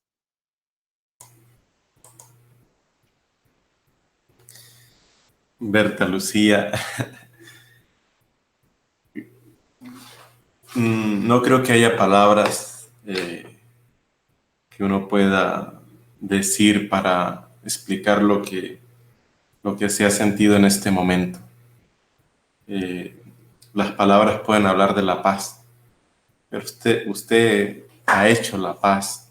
Ustedes, las víctimas, han hecho la paz. Esa es una realidad palpable. Está ahí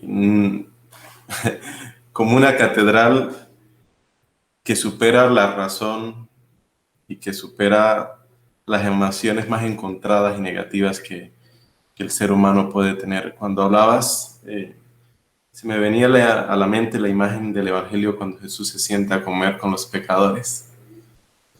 ¿Por qué Jesús le perdona? Porque les conoce. Y es muy difícil no conocer el corazón del otro y no perdonarle, no amarle. Cuando usted logró que se sentaran victimarios y víctimas, ahí se sentaron victimarios y víctimas, pero se levantaron personas reconciliadas. Es muy difícil poder sostener las armas, tenerlas en las manos, cuando conoces el corazón del otro, cuando has escuchado al otro, ya no le puedes mirar de frente y disparar. Y también esa verdad tan grande que me quemaba por dentro cuando te escuchaba, no es una historia de buenos y malos, es una historia de personas heridas, y el victimario es una víctima que no ha tenido la posibilidad de sanar. Esa es una gran verdad. Si nosotros no buscamos detener esto, simplemente las víctimas serán los victimarios del día de mañana, que no habrán tenido la posibilidad de ver el rostro del otro y reconocer que ambos han sido víctimas del monstruo de la violencia que ha azotado el país. Lo que pueda decir como hombre será poco, porque solo el corazón de una mujer puede realmente conocer el corazón de otra mujer y captar en su densidad y en su profundidad lo que has transmitido, la existencia que has transmitido. Aquí nos acompaña otra mujer, Vera Zamudio, que ha estado muy atenta a lo que has dicho, y sé que su corazón de mujer puede comprender aquello que nosotros como hombres solo tocamos en la superficie. Doctora Vera, te escuchamos. Gracias por acompañarnos también. Ender, muchísimas gracias. Buenas noches. Berta, buenas noches. Hola. Padre Misael, a quienes nos están acompañando. Yo creo que lo primero la primera reacción que uno puede transmitir es, Berta, entre asombro, es una sensación, por supuesto, de tristeza, es una sensación de reconocer las, las falencias que ha tenido nuestra sociedad, los dolores que ha causado la guerra, pero al tiempo es la sensación del recomponerse, es la sensación de la esperanza, pero es la sensación del trabajo y del trabajo duro y constante, del trabajo comprometido. Es pasar del dolor, de la soledad, y convertirlo en algo no solamente positivo y propositivo, sino, como tú lo has denominado, transformador, completamente transformador, transformador de tu vida, de la vida de los tuyos, pero también de la vida de cientos de personas que estuvieron en la FARC y que han sido también víctimas de la FARC. Yo creo que este relato que hemos escuchado le da sentido, le da todo el sentido a quienes estamos trabajando por la paz, a los que nos llamamos trabajadores por la paz. Ejemplifica en todos sus detalles las diferentes aristas de lo que se incluye en esto que hemos denominado punto 5 sobre víctimas. Incluye todos estos elementos de la justicia restaurativa que los vienes incluyendo en toda la charla, y la importancia y la necesidad de adentrarnos, acercarnos, entender qué es la justicia restaurativa. Y tú lo logras con tu testimonio, pero no solamente con la situación de la victimización, sino con todo el proceso de construcción de diálogos, de posibilidades de reconocer al otro, y por qué no, en algunos casos también lo has dicho, las posibilidades de abrirse al perdón, que no es obligado, que no es un paso necesario, pero que a veces se llega a él, y cuando se llega a él se llega con alegría, se llega al disfrute de poder salir, de poder salir de eso de ese peso que da el odio. Yo quisiera ser muy breve en estos comentarios y en estas reflexiones. Quiero referirme particularmente al tema de verdad, porque creo que mucho de lo que tú has planteado y sobre todo en tu trabajo está alrededor de cómo entendemos la verdad, qué significa la verdad para la justicia restaurativa y qué significa la verdad para la reconciliación. Y escuchándote ahora y escuchando otros momentos donde has expuesto tu trabajo, que a quienes nos estén escuchando les recomiendo que vayan a buscar a Berta en otros videos, que vayan a buscar a Berta en otros escenarios, porque además muestra mucho de ese trabajo, de esa construcción teórica, académica, práctica, política, sobre todo muy humana desde lo ético. Entonces, ahí uno encuentra un montón de cosas bien interesantes y quiero referirme a eso, a la verdad y a sus diferentes dimensiones y la importancia que uno puede identificar de este trabajo que tú haces. Y es que uno puede entender la verdad desde su función, y tú lo señalabas en algunos momentos. La verdad permite reparar. Y si nos fijamos en el planteamiento que hace Berta, si bien hay referencias importantes a justicia y reparación, está muy enfocada al saber qué fue lo que pasó, por qué pasó, quiénes estuvieron involucrados en esto y qué le significa a una víctima, a un conjunto de víctimas, saber la verdad. ¿Qué le significa ser reivindicadas en esa verdad y ser dignificadas en esa verdad? Pero además hay otro elemento, tal vez de los más importantes, y es cómo la verdad facilita o es un puente para la convivencia. Y lo muestras en varios de los encuentros transformadores que planteas. Esto de Mutatá es absolutamente asombroso. Podemos convivir, podemos no solamente coexistir, podemos establecer relaciones, podemos ir a visitarte, podemos darte un regalo y podemos compartir la mesa. La importancia de la verdad para la convivencia. Pero además hay otro elemento y es la verdad en lógica de crear condiciones para la no repetición. Y es un aspecto también importante. Y uno necesita la verdad, no solamente con estos efectos reparadores y de convivencia, sino también para entender cuáles fueron los dispositivos sociales, culturales, políticos, económicos que permitieron la acción violenta. Y eso yo solamente lo encuentro en la verdad. Si yo sé quién, cómo, cuándo, dónde, por qué, a quién le benefició eso, si puedo entender la política, qué estaba detrás de la línea política, qué estaba detrás de las decisiones que se tomaron cuando se fue al Nogal a hacer una reunión o no, por poner un ejemplo. Si no entendemos eso, no rompemos las estructuras que permiten la violencia. Y por eso también es importante la verdad, porque si no lo vamos a repetir, lo vamos a repetir. Hay otro elemento, Berta, que traes que me impactó mucho, que son los tiempos de la verdad. La verdad no es un acto, no es un evento. La verdad es un proceso.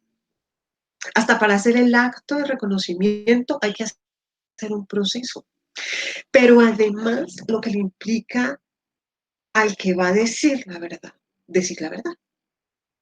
los tiempos que les implica reconocer lo que pasó, cómo pasó, y decirlo, verbalizarlo y hacerse responsable de ello. Nos hablaba Berta de dos momentos, ¿no? En un primer momento nos dijeron una verdad, la verdad de que las FARC había puesto la bomba. Años después nos contaron que el hecho político detrás es que posiblemente allí había unos grupos paramilitares con un gobierno haciendo unas reuniones. Esa es una segunda verdad. Nos faltan más verdades. ¿Cuánto habrá que esperar? ¿Cuánto le tomará a las FARC cuánto tiempo les va a tomar. Que no es, digamos, lo interesante que plantea Berta es que también a este sujeto FARC le implica un proceso. Y es un proceso complejo, un proceso humano, ético, pero también político, hasta familiar, imagino yo.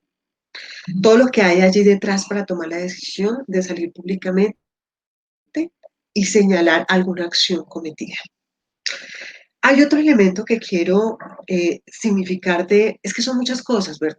Son muchas cosas las que nos has enseñado en este rato. Hay otro elemento que me llamó mucho la atención y es, claro, la víctima de individuo. Lo que es importante para el sujeto en términos de quién, cómo, cuándo, dónde y por qué, que es como cómo le doy un significado a lo que me sucedió, cómo puedo aprender a vivir con esto basada en unas respuestas, pero también el depositario colectivo de la verdad. Y ese es un aspecto que tú tocabas casi al final, y es la verdad que recibe la sociedad.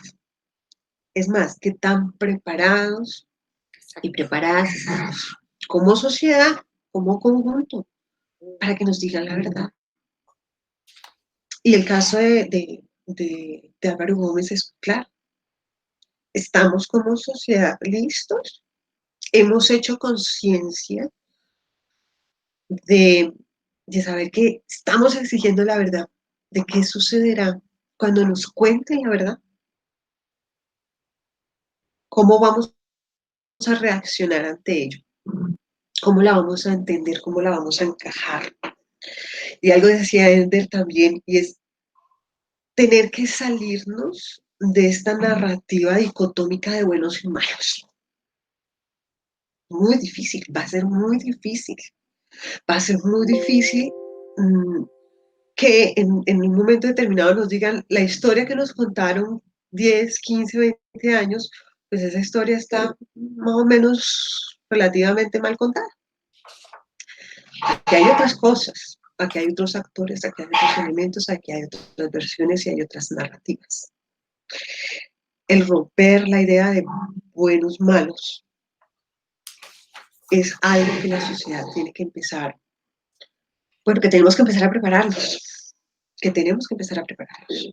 Y eso va a ser muy complejo y va a ser muy difícil, va a ser muy doloroso, pero también nos exige, y por eso mismo, ¿no? Nos exige como sociedad pensarnos muy bien el tipo de Colombia que queremos. Yo creo que ahí es hacia dónde vamos, es la proyección de futuro, qué país es el que queremos. También recogiendo un poco las preguntas que Berta nos dejaba al final.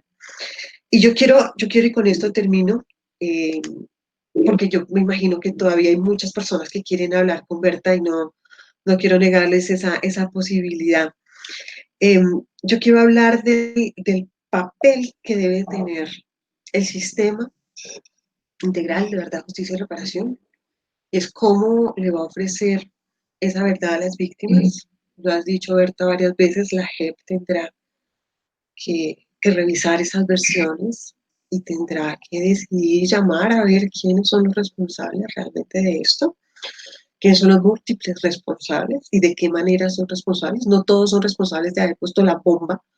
Hay muchas formas de la responsabilidad, esas tienen que conocerse, pero también la comisión cómo va a contar esta historia del Nobel. ¿Qué va a hacer el sistema? ¿Cómo se va a comportar el sistema? Que creo que es una pregunta que todas las víctimas tienen. Y es un grado de expectativa muy alta. Y eso implica, pues bueno, que estamos depositando la confianza en estas entidades, en estas instituciones. Y que esperamos realmente y de corazón que les vaya muy bien en esa tarea. Pero luego hay una tarea que tienen dos actores sobre las cuales quiero, y ya con esto ahora sí termino de subrayar, es el papel de la escuela,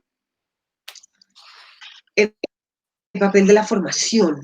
Es un poco como, el mismo acuerdo habla de un plan nacional de acción en derechos humanos, un plan de educación, perdón, en derechos humanos. ¿Qué tanto estamos trabajando en educarnos para la paz? ¿Estamos estudiando? ¿Estamos revisando los procesos que está pasando en el país? ¿Qué es lo que estamos haciendo en términos de educación para prepararnos, para saber la verdad y para participar de esa justicia restaurativa? Y por último, el papel de los medios. Yo quiero dejarlo allí en punto, el papel de los medios de comunicación masiva y de los medios de comunicación comunitaria y alternativa. ¿Qué estamos haciendo desde los medios? ¿Cómo estamos hablando de la implementación del acuerdo? ¿Cómo estamos hablando de la paz que se empieza a saber? ¿Cómo estamos tratando estos temas? Se hablaba también en algún momento de la politización de la verdad. ¿Qué estamos haciendo desde los medios de comunicación para ayudarle a esta sociedad a prepararse para esto que se viene, que ya empezó, pero que seguramente va a ser mucho más complejo cuando pase el tiempo? En un año, la Comisión de la Verdad va a sacar su informe. Nos estamos preparando humanamente, personalmente, familiarmente. ¿Qué le voy a decir yo a mi hijo chiquitito de ese informe? Ya la jurisdicción empieza a tomar sus primeras decisiones para casos importantes. ¿Cómo nos vamos a preparar para esas decisiones? Y lo que le implica al futuro del país, lo que nosotros hagamos en este momento, lo que nosotros, todos nosotros, ciudadanos, hagamos en este momento. Me extendí, no quería extenderme. Voy a dejar ahí para escuchar las preguntas y la conversación con Berta. Muchas gracias. Gracias, Vera. Gracias, doctora Vera, por ayudarnos a comprender algunos detalles que quizás en la emoción no podemos ver. Y gracias también por su explicación de mujer, porque la historia, no solo en Colombia, sino en América Latina y el mundo, la han contado los hombres. Y al contarla a los hombres, terminan formándose guerras, grupos armados, porque el hombre siempre busca el poder. La mujer desde el hogar ella siempre busca la paz. Unos hombres en un tiempo se levantaron en armas, terminaron siendo comandantes del ejército, de la guerrilla, de la JAUC. Una mujer se levantó y terminó logrando que las víctimas y los victimarios se sentaran y se pudieran perdonar. Gracias también por su voz de mujer. Samuel, no sé si hay algunas preguntas o comentarios de aquellos que nos están acompañando en estos momentos. Sí, hay varios comentarios. No sé si antes el padre Misael quería comentar algo. ¿No? ¿Tiene el micrófono apagado, padre? No, muchas gracias, Samuel. No, por favor, seguimos con los comentarios que los que nos han seguido han planteado. Muchas gracias. Bueno, aquí tenemos varios comentarios, se los voy a leer. María Cristina de Hederich, le enviamos un saludo, muy interesante y admirable, Berta Lucía, bendiciones. Nos dice Rosa Inés Quintero Chaparro, doña Bertica, la quiero felicitar por todo lo que está haciendo. Si perdonamos de corazón, podemos transformar a Colombia con la ayuda del Señor Jesús. Dios la bendiga grandemente. Nos dice Ana Adelina Benavides Díaz, gracias Señor por colocar en esta bella mujer estos sentimientos de tanto amor. Dice la familia Dulcey Caballero, señora Berta, mis respetos, eres un ser maravilloso, con un corazón grande y hermoso. Eres ejemplo a seguir. Gracias y un abrazo. Marta Cecilia Toscano Pinto dice, la paz se logrará con el conocimiento de la verdad. Solo así los colombianos, dejando el odio, tejeremos otra cultura de perdón, de reconciliación. Nos dice Rosa Antonia Maldonado Toscano, admirable, doctora Berta. Melda Lesmes de Galvez nos dice, sin palabras. Realizar ese trabajo solo es posible desde el amor, desde el corazón. Yasmina Isabel nos dice, Berta, eres un ejemplo de persona y de la forma que puede transformarse una situación tan difícil en una bendición a través del perdón y la reconciliación, construyendo paz. Adalina Benavides Díaz nos dice: Dios santo, cuánto bien le ha hecho a la humanidad, milagro de amor en Cristo Jesús. Ahora tengo sus comentarios. Qué bonito, muchas gracias. Muchas gracias. Muy bien.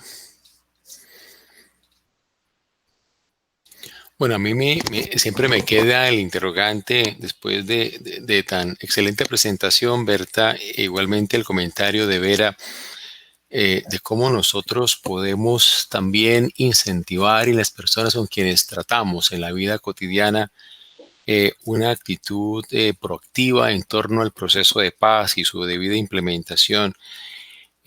Realmente el tema de las víctimas es un tema que nos toca profundamente a todos, porque nos hace, como tú lo has presentado, reconocer el lado humano que está presente en todos. Y antes de ver el objetivo militar, reconocemos un ser humano con una historia que está detrás, de la cual también yo de alguna manera soy parte también.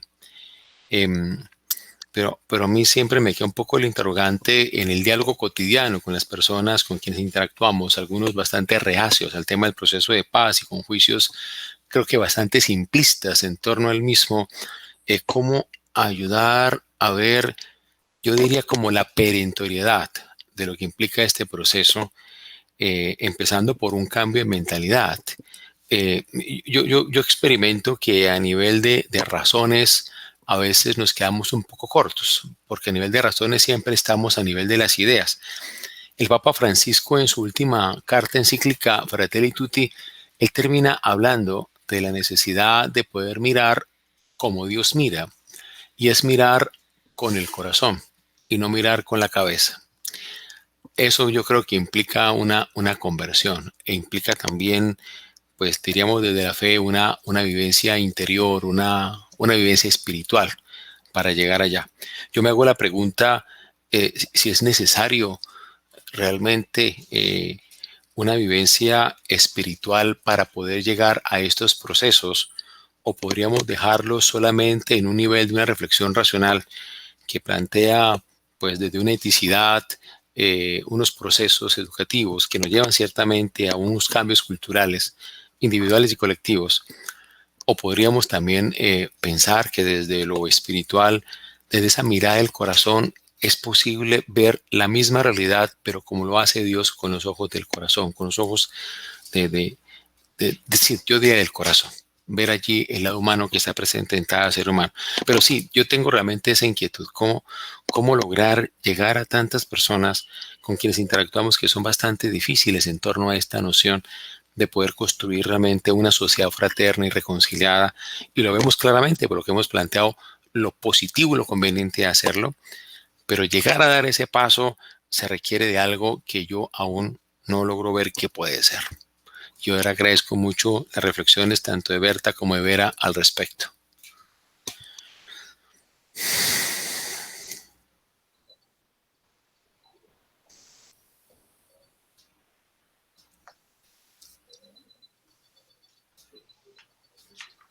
Ender, ¿tiene apagado el micrófono? Querida Berta Lucía, como agente pastoral de la Iglesia, hay un aspecto que nos ayuda a comprender la teología desde su vida, desde lo que usted nos ha mostrado en su testimonio. Muchas veces vemos la vida desde los evangelios, pero hay momentos en que es la vida la que ilumina a los evangelios y a la Biblia.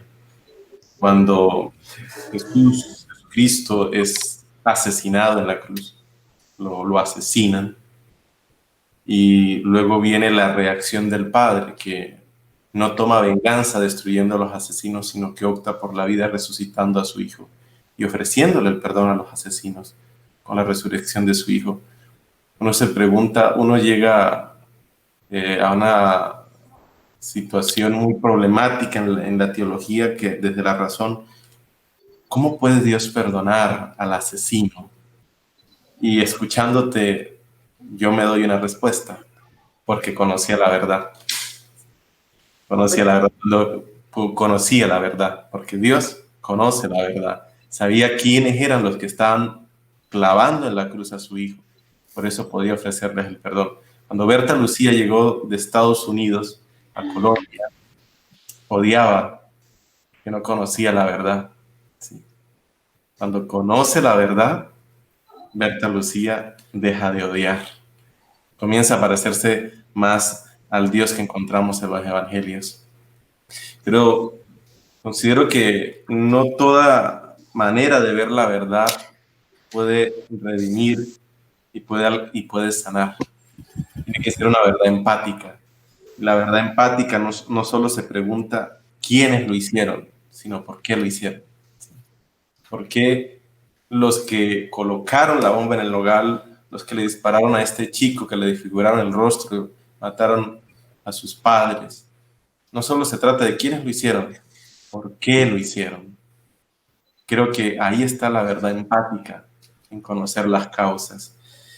Estamos muy agradecidos con ustedes que como mujeres hoy nos muestran un nuevo horizonte que a pesar de formar parte de esta historia en Colombia, sin embargo, no nos habíamos acercado a ella desde el punto de vista que ustedes nos muestran, desde el punto de vista que nos muestra Berta Lucía, desde el punto de vista que nos muestra Vera, un punto de vista que lleva a cuestionarse cualquier manera de ver al otro desde el rencor y desde el resentimiento por lo que nos hizo.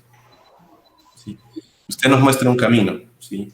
Y es el camino que puede transformar Colombia. Es el camino. Solo podremos formar parte. El padre Misael decía, ¿cómo hacer con las personas de la vida cotidiana? Que esto cuesta entender con la razón, con las ideas no se puede entender. Yo creo que hay que hacer lo que hizo Berta Lucía, sentarnos.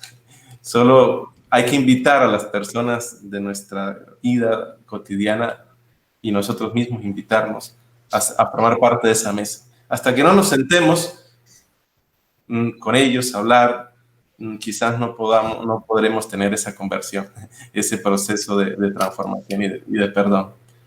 Hay que sentarse y ser capaz de mirar también a los ojos. Bueno, no sé si hay algo más.